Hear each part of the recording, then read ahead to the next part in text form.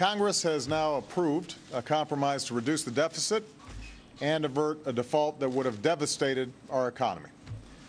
It was a long and contentious debate, and I want to thank the American people for keeping up the pressure on their elected officials to put politics aside and work together for the good of the country. Voters may have chosen divided government, but they sure didn't vote for dysfunctional government. It was reported that Pennsylvania Congressman Mike Doyle said that, quote, "We have negotiated with terrorists. The small group of terrorists have made it impossible to spend any money." And then not long after that, the vice president of the United States reportedly agreed with Doyle's remarks by saying, quote, "They have acted like terrorists." But today, even though a senior Democratic official confirms to Fox that is exactly what he said, the White House, well, they're denying it. Let's take a look.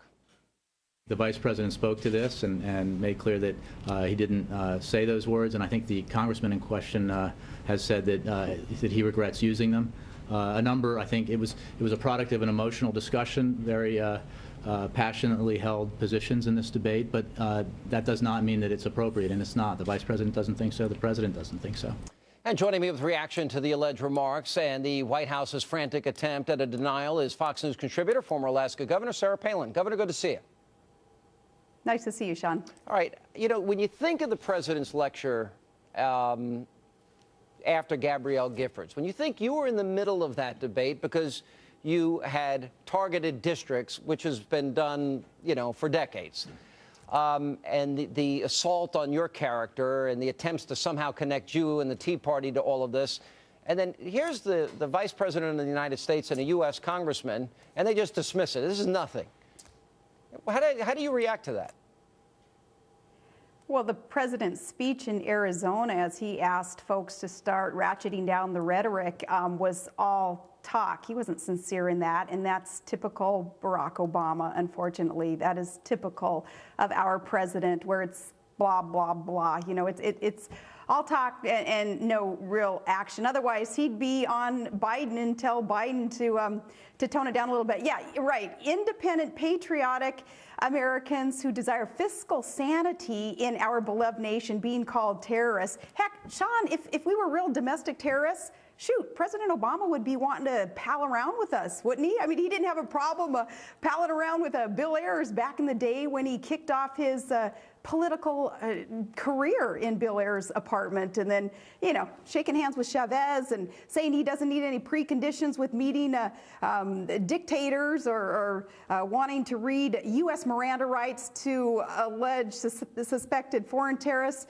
No, if we were real domestic terrorists, I think President Obama wouldn't have a problem with us. You know, I got to tell you something, Governor, because this was a sticking point for me in the last campaign of which you were a part. You know, this idea that they could use these words, and these are the words that have been used: jihad, terrorists, suicide bombers, all to describe the Tea Party. And this story about Bill Ayers was virtually ignored. You know, I brought it up again and again and again because it was important. He sat on boards with him. He gave speeches with him. He began his political career in the guy's house, and the guy's an unrepentant terrorist. You say that, I say that. We are excoriated for daring to bring up who this president is in terms of his background, his radical associations. We're being unfair, they say, but all of a sudden, but it's fair to call the Tea Party terrorists.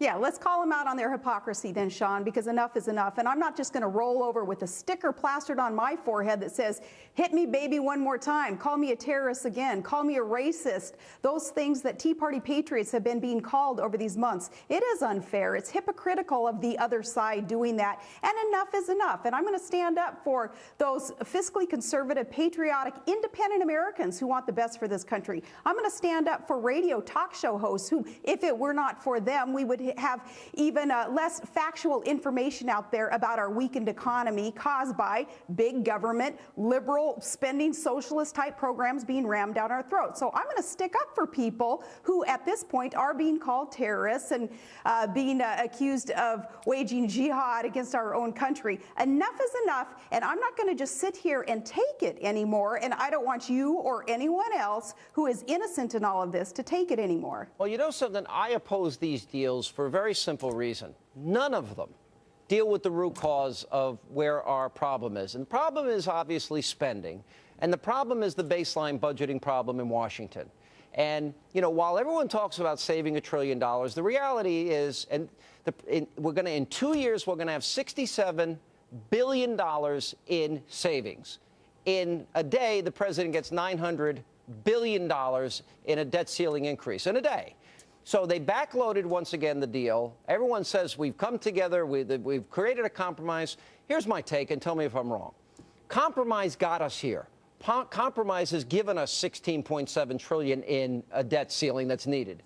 And the people that seem consistent and principled, more believe in limited government, are the people that showed up in November of 2010, and they're the ones that have stayed true to their values. Everybody else seems to be all over the map here.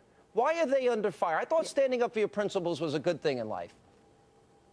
Yeah, well, thank God for those folks who stood up for their principles. And granted, you know, I'm not going to consider this debt deal that was signed into law today. And by the way, the president sure looked pretty lonely out there in the Rose Garden signing that thing with evidently other people not wanting to be around and not wanting perhaps to lay claim to what they have just done to this country. What they have just done to this country, Sean, is hand the most liberal president that we'll probably ever see, certainly in our lifetime, an opportunity to spend even more money that we don't have, to create more debt, thinking that that's going to get us out of debt. No, we're still not dealing with the root cause of our problems in this weakened economy, and that is the overspend of our big federal centralized government. And unfortunately, our president is so off base in his thinking because all of his solutions all have to do with growing even more government and spending more money that we do not have on programs and departments and people that cannot allow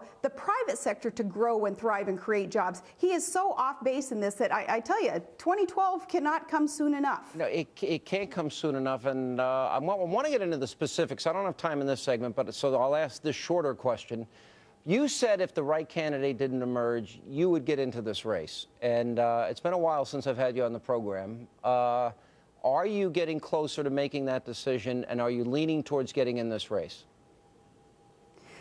Getting closer to making the decision, of course, for legal reasons, for practical reasons, but still haven't made up my mind yet, Sean. But doggone it, I want these candidates who are in there, I want them to not be sitting back. And bless his heart, I have respect for Mitt Romney, but I do not have respect for what he has done through this debt increase debate. He did this. He waited until it was a done deal that we would increase the debt ceiling and more money would be spent, more money borrowed and then spent on bigger government. And then he came out and he made a statement that, oh, he didn't like the deal after all. You know, you can't defer an issue and assume that the problem is going to be then avoided. No, you defer an issue, like not speaking out on how you really believe about an issue that we've just gone through as a nation. And no, you're inviting a crisis. So Mitt Romney and other candidates, you need to get out there. You need to tell the electorate what you really feel about these issues.